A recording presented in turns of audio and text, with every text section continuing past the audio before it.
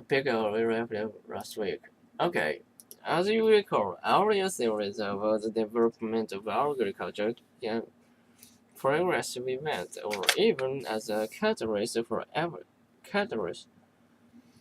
But I'm going to share a rather different view with you. From a revisionist perspective, the development of agriculture about 10,000 years ago didn't improve the lives of early farmers. On the contrary, the country abandoned foraging, cultivated crops, they put the health at risk. Now, I know it's just opposite of it's quite a different view. Why would it be so? Why would their health decline when agriculture to get more food for less work? Clearly, cultivated field yield more food per acre than uncultivated land with undomesticated patch of berry and nuts. Whereas let's consider the conditions that are necessary for agriculture to flourish. In order to have enough labor to plant, tend, and harvest crop, a larger number of people must, well, they have to cooperate. The density of the population must increase in the areas surrounding the cultivated farms, and as we know, crowding contributes to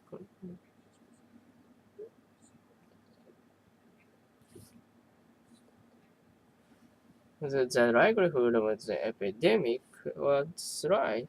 After the agricultural revolution, tuberculosis, diseases, the epidemic proportions in crowded agricultural community. And in addition, because the population was no longer mobile,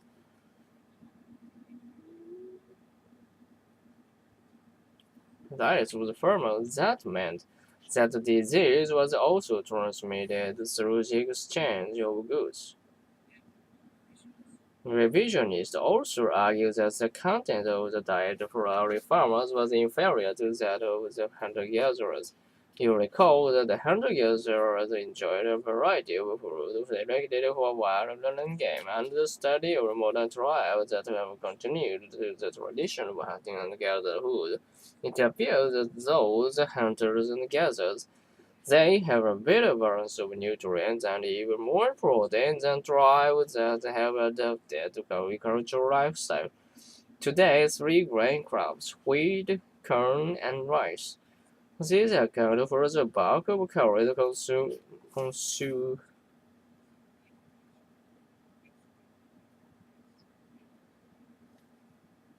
If I'm right to crops, we can conclude that a disproportionate amount of carbohydrate forms the basis of their diet. Now, another interesting series of studies involves the skeletal remains of hunter-gatherers as compared with their agricultural relatives. And one such study for Greece and Turkey indicates that every time hunter-gatherers and the age of the Ice Age was, let me check my notes. Yes, it was 5 foot 9 inches for men and 5 to 5 inches for women, and their bones were strong, healthy, and athletic. But after the agricultural revolution, skeletal remains revealed that height had diminished to a shocking 5 foot 3 inches for men and 5 foot for women. And the evidence for bone samples suggests that they suffered from diseases caused by malnutrition like anemia.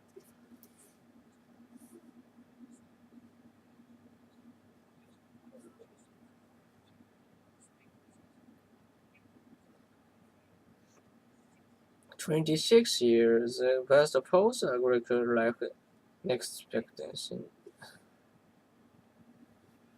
Let me just read one of the scale by George Avaragos. And I quote, episodes of nutrition stress and infectious disease were seriously affecting their ability to survive. And he is referring to early farmers here. So let's see where we are. Oh yes. Consider that the hunter-gatherers had the advantage of mobility. So if food wasn't plentiful, they broke camp and moved on in search of an area with a large food supply. And if one type of food were in short supply, for example, berries, then they wouldn't eat berries, but they would probably be a good supply of another type of food, like nuts.